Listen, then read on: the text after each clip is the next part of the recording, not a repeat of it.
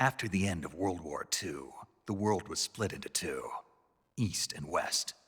This marked the beginning of the era called the Cold War.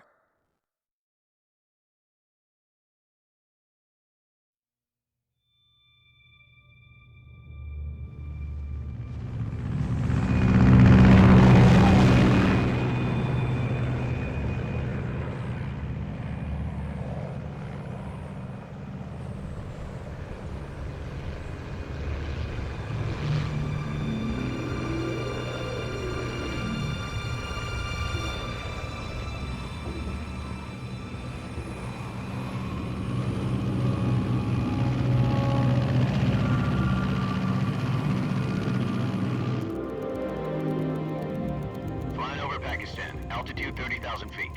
Approaching Soviet airspace. 20 minutes to drop off. Commencing internal depressurization. Equipment check. Arm main parachute. All right. You ready to go? Drop zone still showing a high pressure mass. Cav okay.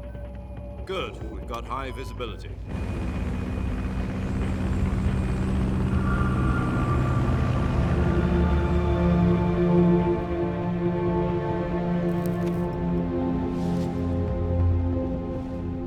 Cigar. Connecting oxygen hose to interior connector. Put on your mask.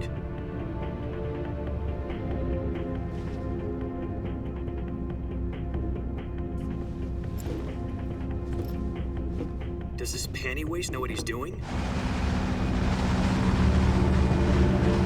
Approaching release point. 10 minutes to drop off. Hey, are you deaf? He said put out the cigar and put on your mask.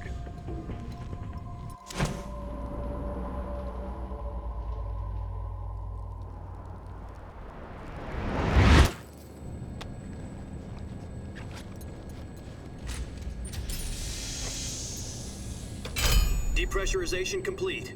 Checking oxygen supply. 6 minutes to drop off. Opening rear hatch.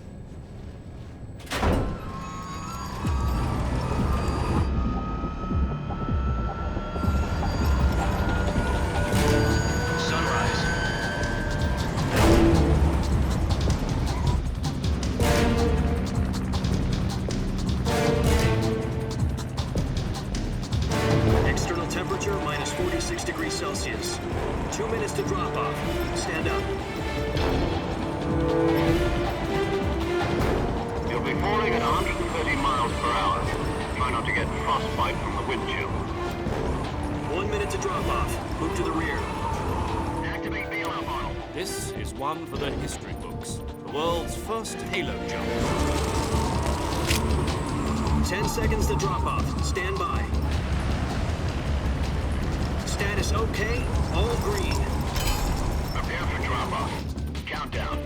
5, 4, 3, 2, 1. Spread your wings and fly. God be with you.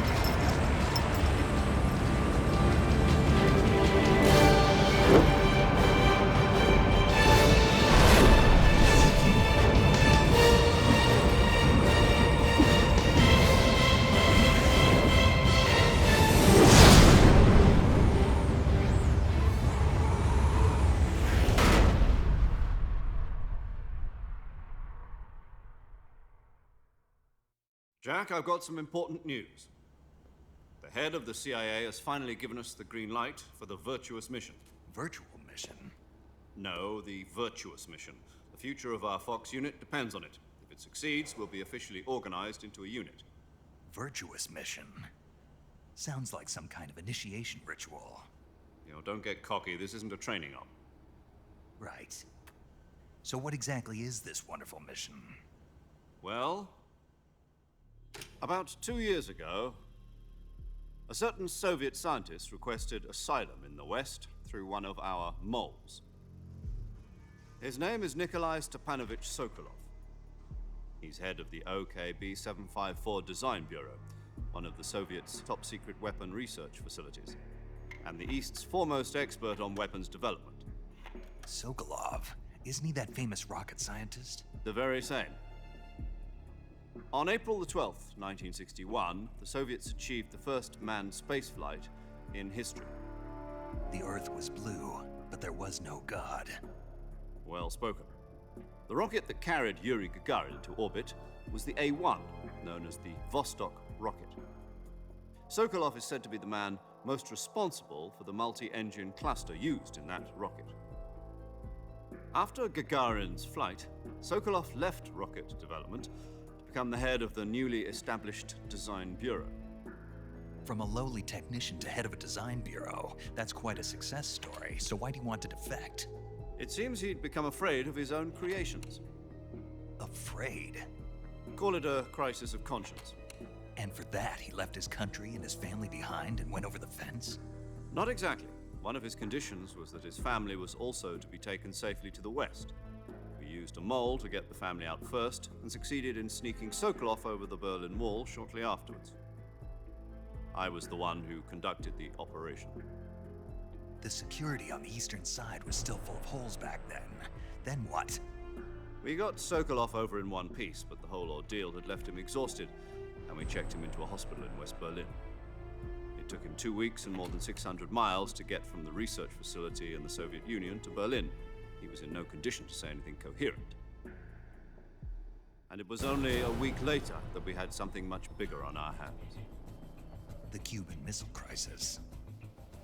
October the 16th, 1962, President Kennedy received word that the Soviets were in the process of deploying intermediate-range ballistic missiles in Cuba.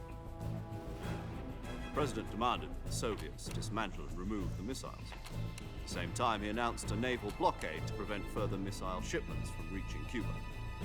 But the Soviets didn't back down, instead placing their armed forces on secondary alert.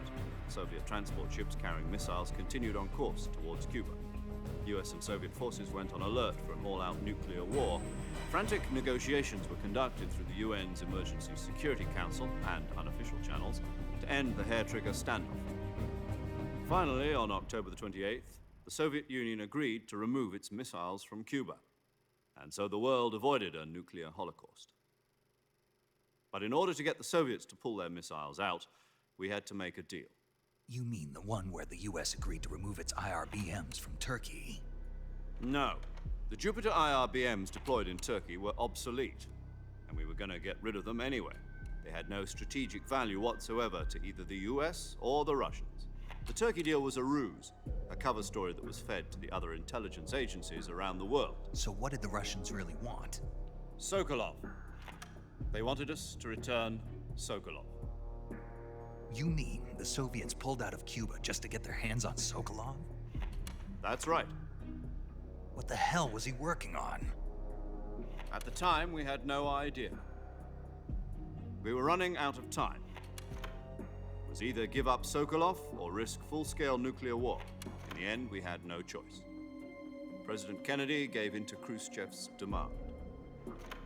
The next day, I got Sokolov out of the hospital, handing him over to agents on the eastern side. Sokolov kept on screaming, "Save me," until he disappeared from my sight.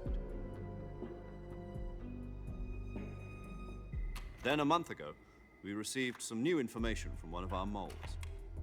About Sokolov? Yes. He was taken back to the research facility and forced to continue working on the weapon in question under KGB supervision. What's more, it's on the verge of completion. So what kind of weapon is it? Something to do with space rockets? No, missiles. Same technology. I guess you're right. We don't know the details, but it appears to be a new kind of nuclear device. For half a year now, the Soviets have been conducting frequent nuclear tests at Semipalatinsk. Something to do with the weapon, I assume. We're talking about a secret weapon so big that Khrushchev was ready to pull out of Cuba to get it back. Is Sokolov still in the facility?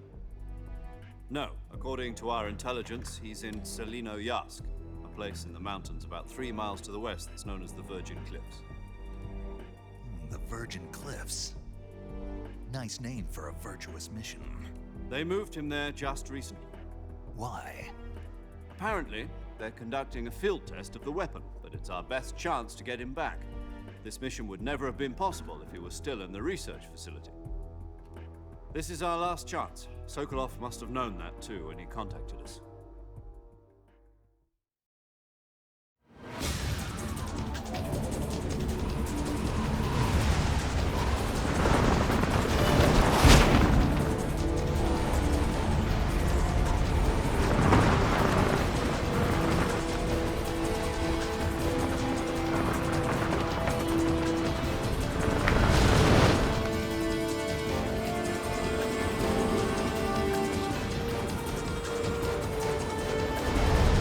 listen up, Jack. Your mission is to infiltrate Selino Yask in the Soviet mountains, ensure the safety of Sokolov, and bring him back to the West.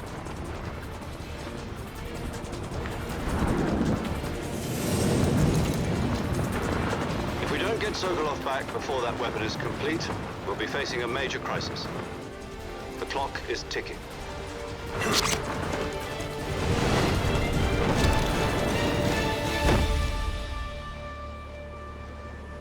Once we've confirmed the rescue of Sokolov, stand by at the recovery point.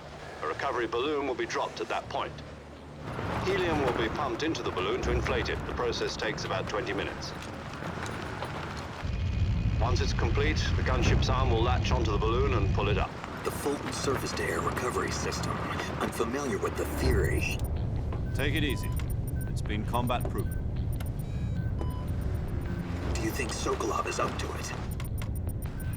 The shock will be less than during a parachute jump, and the arm can handle up to 500 pounds. So you're planning on going over the border in a single combat talent?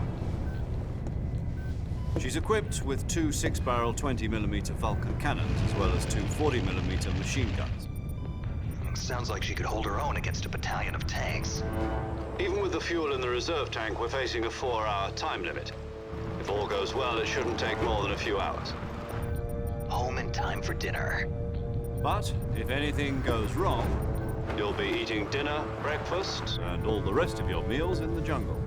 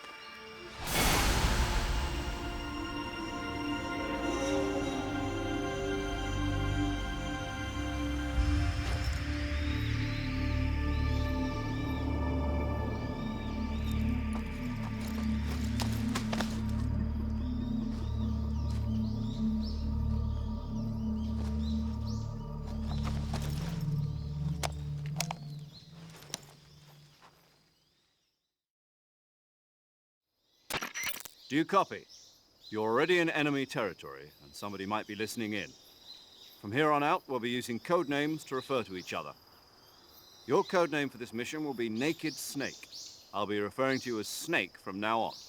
You're not to mention your real name. Snake?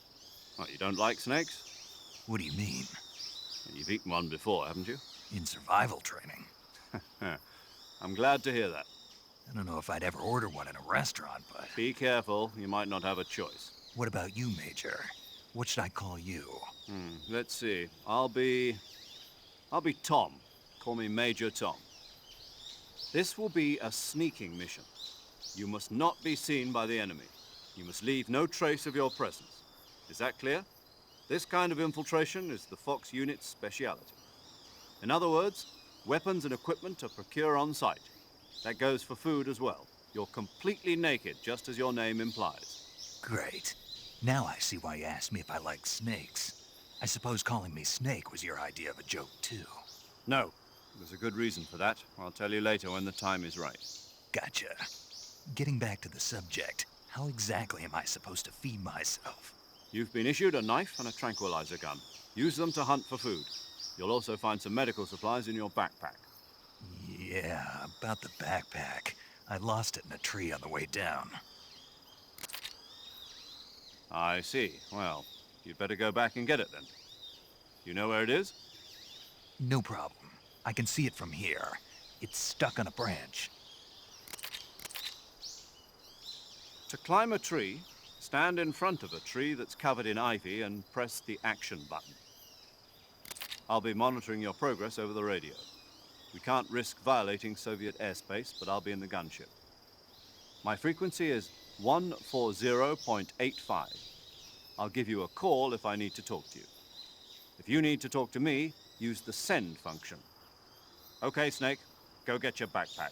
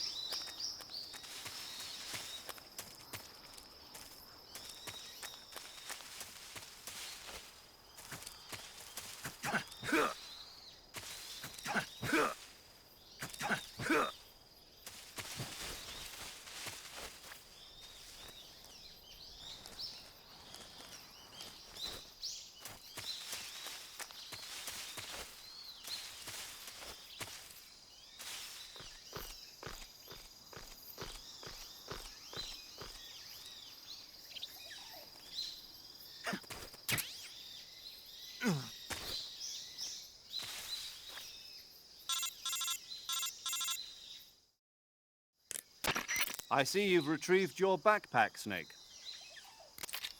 To equip a weapon, it's necessary to take it out of your backpack. In the survival viewer, choose Weapon from the backpack.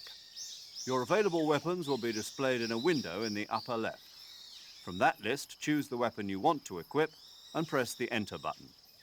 For other equipped items, just do the same thing from Item. Got it. Use the survival viewer backpack. Yep, that's right. Survival is fundamental to this mission. After you've been out in the field for a while, your stamina will start to drop. If your stamina gets too low, it'll affect your performance. You won't be able to shoot accurately, for example, and your wounds won't heal as smoothly. Keep an eye on your stamina so you don't run out. To recover lost stamina, you can hunt for local flora and fauna. You can use either your tranquilizer gun or your knife to hunt. My only weapon is a Mark 22 Hush Puppy tranquilizer gun? That's right. It's been fitted with its own suppressor. However, the suppressor will deteriorate every time you fire. Once its durability reaches 0, the noise suppression effect will be gone. So don't get too trigger-happy with it. The suppressor's durability is shown in the icon. Any weapons and equipment beyond what you're carrying now, you'll have to find as you go. I have to find my own weapons and equipment? Whose crazy idea was this anyway? Solo covert actions are standard Fox operating procedure. You can't leave any traces of your presence. No weapons, equipment, footprints, sweat, or bodily waste. The same goes for bullets and cartridges, too. Your presence in enemy territory is already a violation of international conventions of warfare. There aren't supposed to be any American soldiers in Russia. It could spark an international incident. You can't let anyone see you. You can't let the enemy know you're there. This is a stealth mission. You're a ghost, Snake, in every sense of the word. And there'll be no rescue if you're captured. The military and US government will deny any involvement in the affair. Then I'll just have to take care of myself, huh? I'm afraid so. You've been given a fake death pill for that purpose. SIS guidelines stipulate that soldiers on covert ops like this one be issued a potassium cyanide capsule. Tape it to your body so you can take it when you need to. How generous of you. Use it if you're taken prisoner by the enemy. It'll send you into a state of false death for a short time. Fooling them into thinking that I'm really dead. So how do I come back to life? Just take the revival pill. You mean that thing they put in my tooth before the mission? That's the one. But be careful. If you remain in a state of false death for too long, nothing will be able to bring you back. Remember that. I'll keep it in mind. You said this was a solo mission, right? Right. I guess that means I can't count on any reinforcements. Correct. The mission rests entirely in your hands. A real one-man army. Relax. There's a support team ready to back you up over the radio. Who? I'll introduce them to you. This time, survival is of utmost importance. The first member of the support team will be in charge of monitoring your physical condition, acting as a medic, so to speak, as well as recording your mission data. She's a member of Fox as well, and she's here on the gunship with me. She. Hello, Snake. I'm paramedic. Nice to meet you. Paramedic. As in a medic who comes in by parachute. Aren't you going to tell me your real name? Are you going to tell me yours, Mr. Snake? My name, huh? It's John Doe. And they call you Jack for short. You're a regular Captain Nemo. A name means nothing on the battlefield. After a week, no one has a name. What's your name? Jane Doe. Very funny. I wasn't joking, but I'll tell you my name only if you manage to make it back alive. My frequency is 145.73. She's also in charge of recording your mission data. Whenever you want to save, send a message over the reserved save frequency, 140.96. So saving lets me record my mission data. That's right. It also records the state of your health. Good to know. There's one more person I want to introduce you to, Snake. Huh? Speaking of snakes, you remember the boss, don't you? A legendary soldier and your mentor. Actually, it was the boss that got the DCI's authorization in the first place. She's going to be serving as Fox's mission advisor. Boss is? She also helped me plan this mission. She and I were at SAS together. Jack, is that you? How many years has it been? Boss? That's right. It's me. Talk to me. Let me hear your voice. It's been 5 years, 72 days, and 18 hours. You've lost weight. You can tell just by the sound of my voice. Of course I can. I know all about you. Really? Well, I don't know anything about you. What's that supposed to mean? Why'd you disappear on me all of a sudden? I was on a top-secret mission. You didn't need me anymore. But there were still so many things I wanted you to teach me. No, I taught you everything you needed to know about fighting techniques. I taught you all I could. The rest you needed to learn on your own. Techniques, sure. But what about how to think like a soldier? How to think like a soldier? I can't teach you that. A soldier needs to be strong in spirit, body, and technique. And the only thing you can learn from someone else is technique. In fact, technique doesn't even matter. What's most important is spirit. Spirit and body are like two sides of a single coin. They're the same thing. I can't teach you how to think. You'll just have to figure it out for yourself. Listen to me, Jack. Just because soldiers are on the same side right now doesn't mean they always will be. Having personal feelings about your comrades is one of the worst sins you can commit. Politics determine who you face on the battlefield. And politics are a living thing. They change along with the times. Yesterday's good might be tomorrow's evil. Is that why you abandoned me? No, it had nothing to do with you. I already told you, Jack. I was on a top-secret mission. A soldier has to follow whatever orders he's given. It's not his place to question why. But you're looking for a reason to fight. You're a natural-born fighter, but you're not quite a soldier. A soldier is a political tool, nothing more. That's doubly true if he's a career soldier. Right and wrong have no place in his mission. He has no enemies and no friends. Only the mission. You follow the orders you're given. That's what being a soldier is. I do whatever I have to get the job done. I don't think about politics. That's not the same thing. Sooner or later, your conscience is going to bother you. In the end, you have to choose whether you're going to live as a soldier or just another man with a gun. There's a saying in the Orient, loyalty to the end. Do you know what it means? Being patriotic. It means devoting yourself to your country. I follow the president and the top brass. I'm ready to die for them if necessary. The president and the top brass won't be there forever. Once their terms are up, others will take their place. I follow the will of the leader, no matter who's in charge. People aren't the ones who dictate the missions. Then who does? The times. People's values change over time, and so do the leaders of a country. So there's no such thing as an enemy in absolute terms. The enemies we fight are only enemies in relative terms, constantly changing with the times. As long as we have loyalty to the end, there's no point in believing in anything, even in those we love. And that's the way a soldier's supposed to think?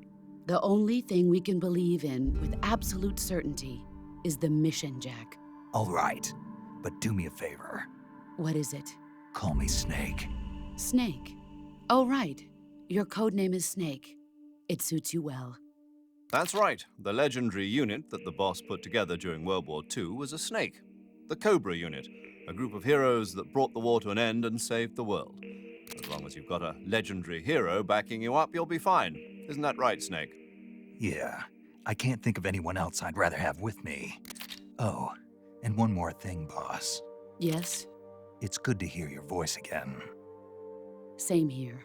After all, who knows if either of us will make it out alive? Snake, you are always best at urban warfare and infiltrating buildings. But this is the jungle.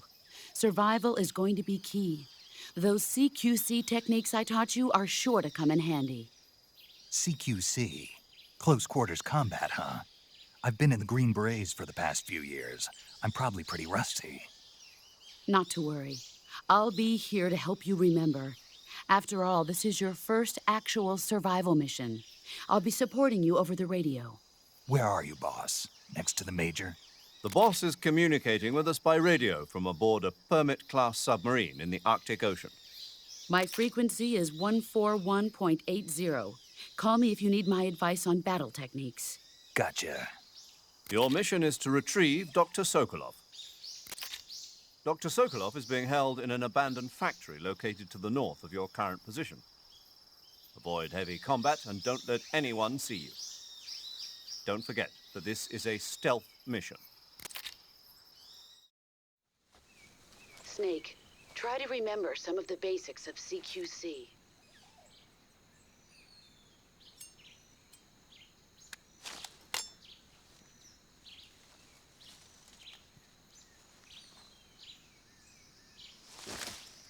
Commencing virtuous mission now.